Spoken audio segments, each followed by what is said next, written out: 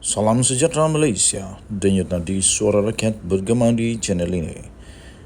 Jangan lupa tekan butang subscribe, like dan share. Malaysia kita punya, cintai Malaysiaku, kita jaga kita.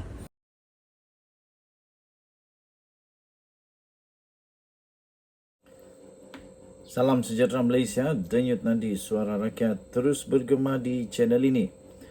Tuan-tuan dan puan-puan yang dihormati sekalian, Datuk Seri Anwar Ibrahim memang Perdana Menteri yang setakat ini antara yang terbaik dan mungkin terbaik. Kalau kamu setuju dia terbaik, kamu boleh komen, saya setuju. Salah satu yang terbaik Perdana Menteri pernah laksanakan adalah sesi pemukiman Menteri Bincang KPI 100 hari. Ini arahan terbaru daripada Perdana Menteri Datuk Seri Anwar Ibrahim. Yang ini saya sangat setuju kerana dengan perkara ini rakyat dapat menilai. Malah Datuk Seri Anwar Ibrahim dapat menilai dengan serius apakah yang telah dilakukan oleh menteri-menteri kabinetnya. Bukan hanya goyang kaki makan gaji. Bukan hanya goyang kaki tunggu allowance. Bukan hanya goyang kaki dapat nama, kena puji-puji, dapat kredit tapi tak buat kerja. KPI, indeks prestasi itu penting. Bukan saja Datuk Seri Anwar Ibrahim yang mau lihat, tetapi rakyat juga mau lihat. Bukannya mau senaraikan berapa banyak kenduri yang kau pergi, berapa banyak lawatan yang kau pergi, bukan. Tapi adalah kita mau lihat bagaimana kejayaan. Bukan pergi lawatan, bukan.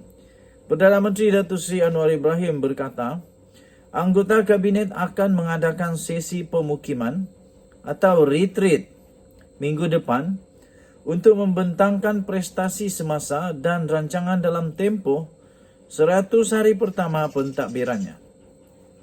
Anwar berkata demikian ketika menjawab soalan seorang hadirin pada majlis makan malam anjuran Kedutaan Besar Malaysia di Jakarta mengenai sasaran khusus dalam tempoh 100 hari pentadbirannya. Butiran lanjut akan dibincangkan pada sesi pemukiman berkenaan. Tetapi dalam kenyataan itu, Anwar menjawab seminggu lagi akan diadakan pemukiman menteri untuk para menteri membentangkan pencapaian mereka setakat ini. Kata Datuk Seri Anwar Ibrahim, pada retreat itu, mereka boleh membentangkan pencapaian mereka, KPI yang perlu dipenuhi dan rancangan pada masa depan. Kata Datuk Seri Anwar Ibrahim pada satu majlis yang diadakan sempena lawatan rasmi pertamanya ke Indonesia. Turut bersama-sama dalam lawatan itu ialah isterinya sendiri, isteri Anwar Ibrahim Dr. Wan Azizah Wan Ismail, juga Menteri Luar iaitu Zamri Abdul Kadir dan Menteri Perdagangan Antarabangsa dan Industri iaitu Tengku Zafrul Abdul Aziz yang merupakan antara delegasi Malaysia yang hadir pada majlis itu. Turut hadir juga ialah Menteri Besar Selangor iaitu Amiruddin Syarif. Menjawab soalan mengenai belanjawan 2023 yang akan dibentangkan, Datuk Seri Anwar Ibrahim secara berseluruh berkata, dia pernah membentangkan 8 belanjawan sebelum ini dan oleh itu akan melakukan persediaan yang terbaik. Kata Datuk Seri Anwar Ibrahim, kami akan mengambil kesempatan daripada semua elemen positif dalam bajet 2023 sebelum ini yang telah dibentangkan oleh Tengku Zafrul, kata Anwar. Terdahulu dalam ucapannya, Datuk Seri Anwar Ibrahim menegaskan kepentingan Malaysia dalam melakar lanskap politik baru selepas pilihan raya umum ke-15 yang lalu dengan memberi tumpuan bagi menangani elemen yang mengancam demokrasi termasuk isu rasuah. Denyut nadi suara rakyat bergema di channel ini. Saya yakin dengan apa yang mahu dilakukan oleh Datuk Seri Anwar Ibrahim ini. Sebab kenapa? Sebab kita mau lihat kerajaan yang ada hala tuju. Kita mau lihat menteri-menteri yang ada hala tuju. Bukannya buat tapi tak ada hala tuju.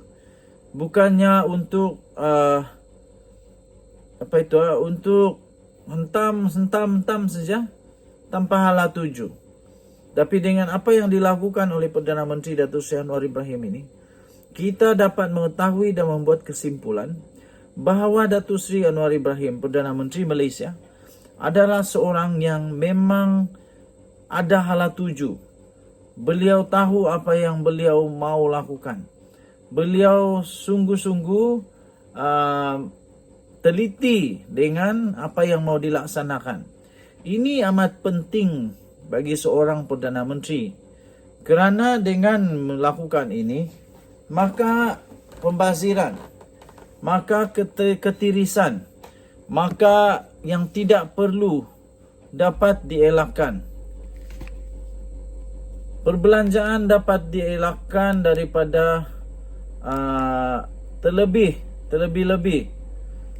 Sebab kalau tanpa hala tuju, itu akan menyebabkan budgeting pun ke laut. Malah semua resources, termasuk tenaga, termasuk sumber daya manusia, semuanya akan menjadi terbazir. Tetapi kalau ada yang namanya target, yang ada namanya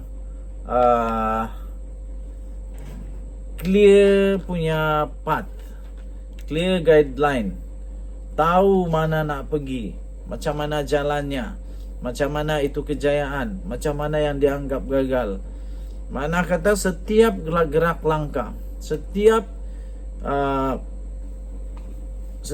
fasa-fasa, menteri-menteri dapat membuat